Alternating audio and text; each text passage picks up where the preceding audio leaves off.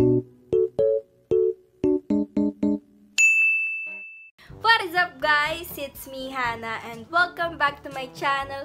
So for today's video, if nagtataka kayo bakit ang taas ng energy ko, dahil susubukan natin ngayon if effective ba talaga yung Consuka. So siguro nakita nyo na to sa Facebook or napanood nyo na din to sa YouTube. Pwede mo daw gamitin yung conditioner and yung vinegar para sa hair treatment. Based sa mga iba, pag gumamit ka daw ng conditioner and ng suka, gaganda daw yung buhok mo. And sa mga nagtatanong, natural yung kulot ko guys, hindi ako nagpakulot. Actually, nagpapariband ako before but naisipan kong i-maintain ko na lang yung curly na buhok ko. May mga times talaga na meron tayong bad hair day and right now, titignan natin if effective ba talaga to. So as you can see guys, medyo frizzy yung buhok ko ngayon. Hindi pa ako naliligo para lang sa video na to. But ayun nga, ganito yung buhok ko ngayon. And meron akong hair color. Isa din sa mga facts kung bakit nadadamage yung buhok natin is because pag nagpapakulay tayo, lalo na pag yung mga nagpapableach. Para sa ating Consuka, gagamit tayo of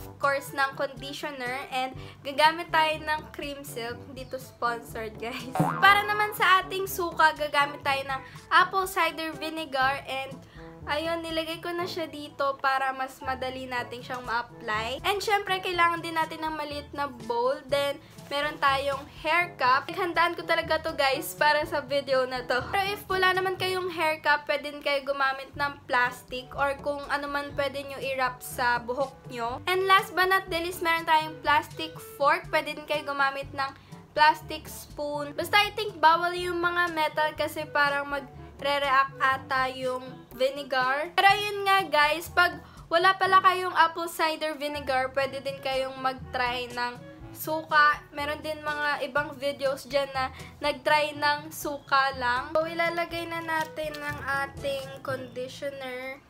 Ayan, isa lang tong sachet guys. Pag makapal or mahaba yung buhok nyo, pwede siguro kayong magdagdag. Susunod naman yung apple cider vinegar. Naglalagay ako ng 2 to 3 pumps and ayun nga, hahaluin natin siya.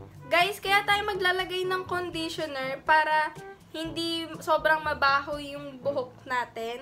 Actually, pwede naman kasi if yung apple cider lang talaga kasi madami talagang benefits yung apple cider, lalo na sa face. Diba, ginagamit natin minsan yung apple cider pag mamask tayo, lalo na yung clay mask. Gagamitin ko na lang yung aking kamay para ilagay sa buhok ko. Ayun guys, oh.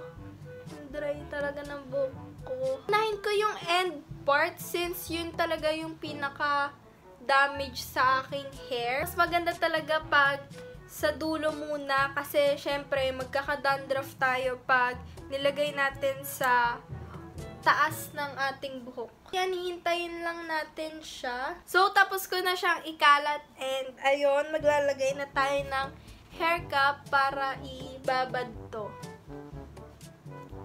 Nalagay ko na yung hair cap ko guys and ayun, hihintayin lang natin siya mababad and saka natin siya babasain. So, ayan guys, nakapagbanlaw na tayo and ayun, nakaligo na din ako. So, titignan natin if talagang nag-effect siya. Ayan nyo guys, oh, nasa-slide ko na yung kamay ko. Lambot niya talaga compared pag yung ordinary lang na conditioner.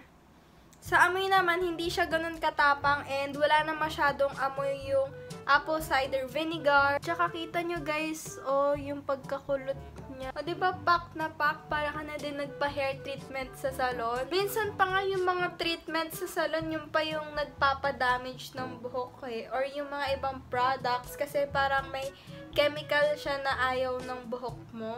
Or kaya hindi siya nag-work sa buhok mo, kaya mas lalo siyang nagdadry. So, ayun nga guys, if gusto nyong malaman kung paano ko minemaintain yung pagkakulot ng buhok ko, i-comment nyo lang para makagawa ako ng video. So, ayun nga guys, hindi ako makaget over kasi ang lambot niya talaga. Kasi usually pag ganito, hindi na ako nagsusuklay. But anyways, yun nga guys, thank you so much for watching. I hope you liked this video. If you do, please give it a thumbs up. And if you want to see more videos like this, just click that subscribe button down below. Also, follow me on my social media accounts. Ilalagay ko yung link in the description box. And again, thank you guys and see you on my next one.